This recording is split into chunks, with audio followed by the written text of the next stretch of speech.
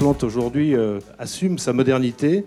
Et le thème d'aujourd'hui en est un témoin supplémentaire, la valorisation, la monétarisation, l'éventuelle monétarisation de ces fameuses aménités environnementales, ce terme faisant partie du discours de la filière, comme vous le savez, depuis quelques années maintenant.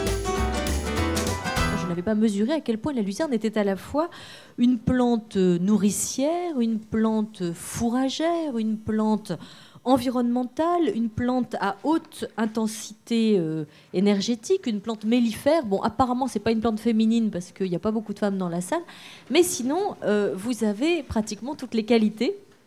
Et je me suis dit, effectivement, je comprends mieux pourquoi votre président m'a demandé de venir vous parler aujourd'hui, parce qu'effectivement, vous vous inscrivez totalement dans ce qu'on pourrait appeler l'ère du temps. C'est à vous de dire aujourd'hui à la société française, à vos interlocuteurs, vous avez la religion de la planète, eh bien nous aussi.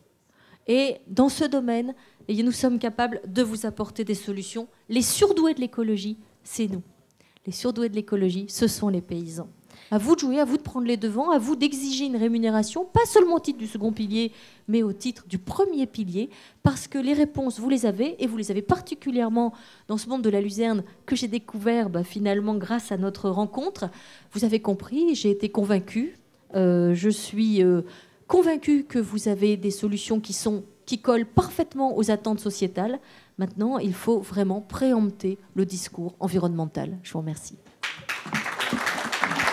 Pas m'empêcher de demander à Cyril Day, qui est là, qui est membre de VVF, qui va se présenter, qui nous connaît bien, parce qu'on travaille avec lui depuis plusieurs années maintenant, et avec le VVF. Et Cyril, peut-être une réaction au propos de Sylvie. Je crois savoir que la luzerne déshydratée apporte un certain nombre de garanties. C'est une filière qui est tracée.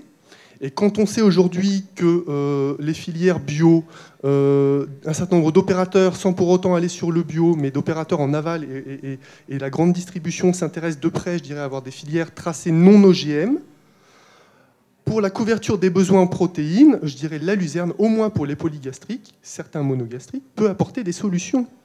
Donc je dirais comment, dans un débat national et européen, vous vous inscrivez sur ces questions d'enjeux planétaires. Voilà, ça, ce sont quelques éléments que je porte également à votre attention et dans le débat. On est sur une planète dont la population augmente. Donc il va bien falloir qu'on ait, notamment sur la question de l'alimentation, une augmentation de la capacité à nourrir les hommes. Alors, pour s'intéresser à ça, évidemment, les économistes disent ça coûte combien, ça représente quoi en PIB, en pourcentage de ceci, en volume budgétaire, etc.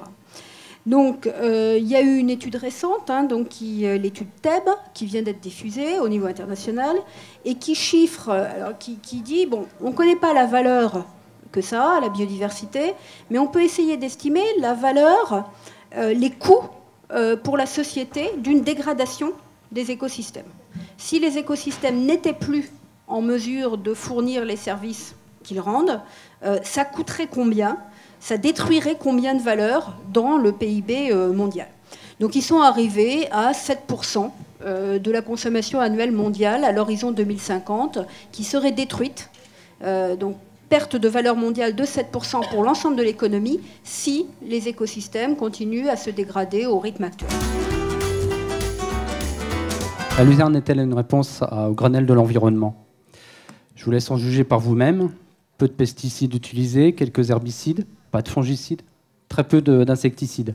Personnellement, je n'ai pas utilisé d'insecticides moi, sur mes luzernes depuis au moins 10 ans. Ce n'est d'ailleurs pas étonnant que cette culture est avantageuse pour l'agriculture biologique. C'est vrai que je vois quelques agriculteurs bio dans cette salle et ce n'est pas eux qui diront le contraire.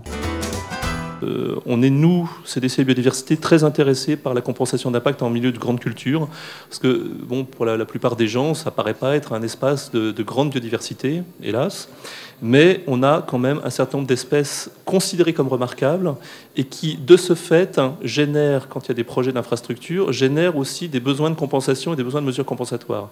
Alors, je cite quelques espèces, l'outarde canepetière, qui se trouve particulièrement en Poitou-Charentes, mais d'une certaine façon, tous ces projets ont pour conséquence de consommer de l'espace et consommer de l'espace utilisé par ces espèces-là, ou alors, bon, ça peut être des pertes d'habitat d'alimentation de ces espèces-là, ça peut être des pertes d'habitat de nidification, ça peut être des barrières au déplacement, ça peut être des collisions, et d'une certaine façon, toutes les mesures compensatoires de ces effets-là convergent vers, voilà, on a perdu de l'habitat pour ces espèces-là, il faut en recréer qui soit favorable à cette espèce-là. Et donc, il s'agit de recréer des couverts agricoles, alors agricole au sens large, favorable à ces espèces-là, et parmi ces couverts agricoles, il y a une espèce qui est particulièrement importante, qui est la luzerne. À côté de la luzerne, il y a un autre type, il y a deux autres types de grands couverts.